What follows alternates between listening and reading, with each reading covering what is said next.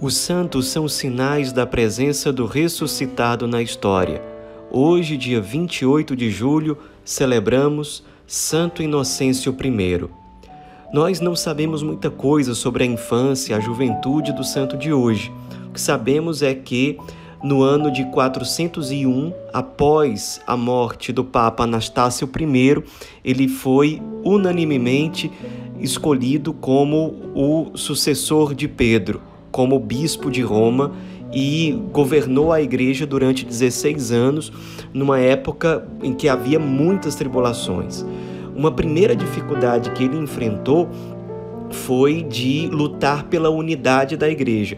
Era uma época em que, liturgicamente, doutrinariamente, havia divergências em relação às igrejas particulares espalhadas pelo mundo, pela África, pelos diversos lugares da Europa, pelo Oriente, e ele lutou muito para que houvesse uma unidade de doutrina, uma unidade moral e uma unidade litúrgica dentro da igreja.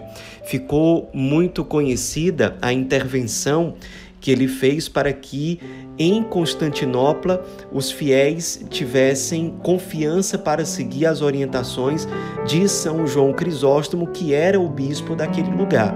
São João Crisóstomo estava lutando com várias heresias, com pessoas que tinham vários pensamentos diferentes acerca do cristianismo, e o apoio do Papa Inocêncio foi fundamental para que São João Crisóstomo, doutor da igreja, pudesse conduzir o seu rebanho com uma eficácia maior em termos de evangelização, de santificação, de clareza acerca da verdade do cristianismo. Ele também ficou muito conhecido por trocar muitas cartas com os bispos na época. Ele, pela sua santidade de vida, pela sua abertura, pelo seu caráter muito humilde, ele era e conseguiu ser de fato uma referência para diversos bispos, sobretudo na África e no Oriente. Ele tinha uma sensibilidade pastoral muito grande. E numa época em que não era fácil para um Papa deixar de ter os seus olhos muito voltados para Roma.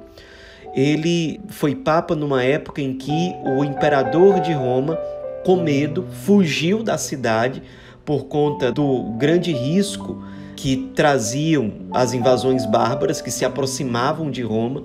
Então o Papa, numa época em que o imperador Honório estava com muito medo, ele que tomou a frente para negociar com os povos bárbaros, mais particularmente os godos, que eram liderados por Alarico. Então era ele que conversava com Alarico, que negociava para que ele não invadisse Roma. Uma época em que, na prática, o imperador romano foi ausente. E o Papa tomou a frente desse diálogo, viajou várias vezes para Ravenna, onde o imperador estava, para tentar fazer com que ele voltasse a Roma e cedesse algumas coisas para que Roma não fosse totalmente destruída. No fim das contas, Alarico decidiu que os bárbaros iriam invadir Roma e foi um acontecimento muito trágico. Durante 3 dias, os bárbaros saquearam a cidade de Roma, destruíram grande parte da cidade.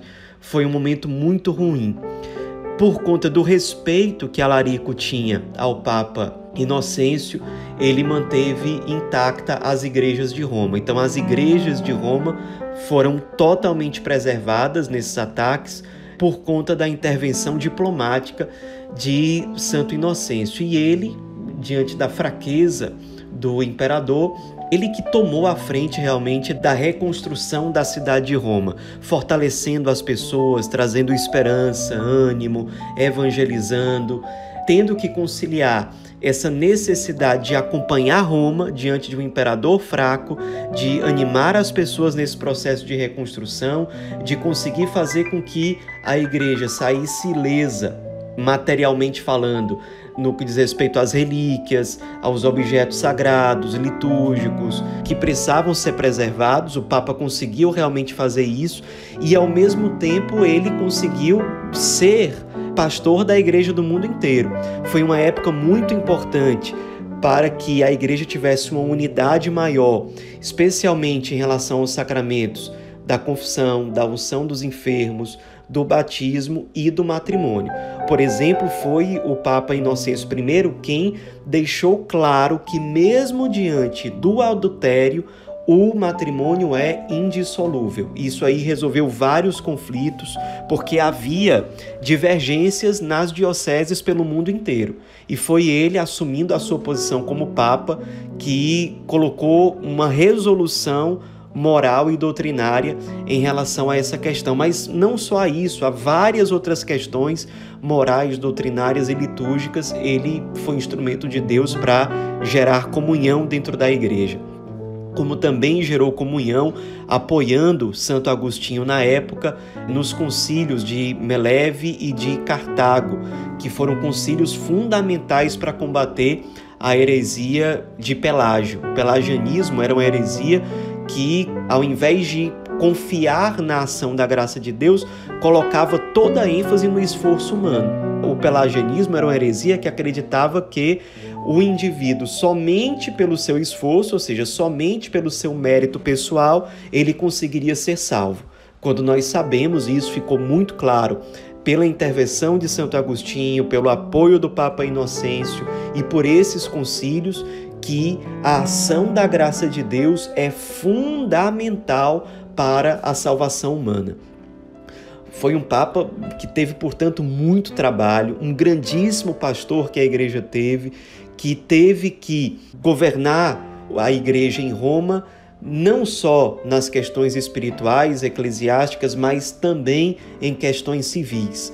Um Papa que amou a cidade de Roma, que se consumiu por ela, mas que também soube conciliar as necessidades de Roma com as necessidades da Igreja no mundo inteiro, gerando comunhão, gerando unidade e fazendo com que a Igreja passasse, com que a barca da Igreja passasse pelas tempestades desse mundo intacta, sendo conduzida pela graça de Deus e aprofundando a sua unidade, a sua clareza quanto à moral, quanto à doutrina, quanto a tudo aquilo que precisa ser mantido e conservado para que a Igreja possa cumprir a sua missão.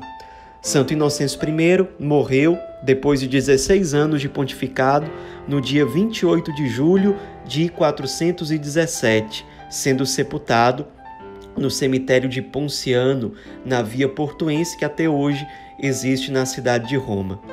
Santo Inocêncio I, rogai por nós.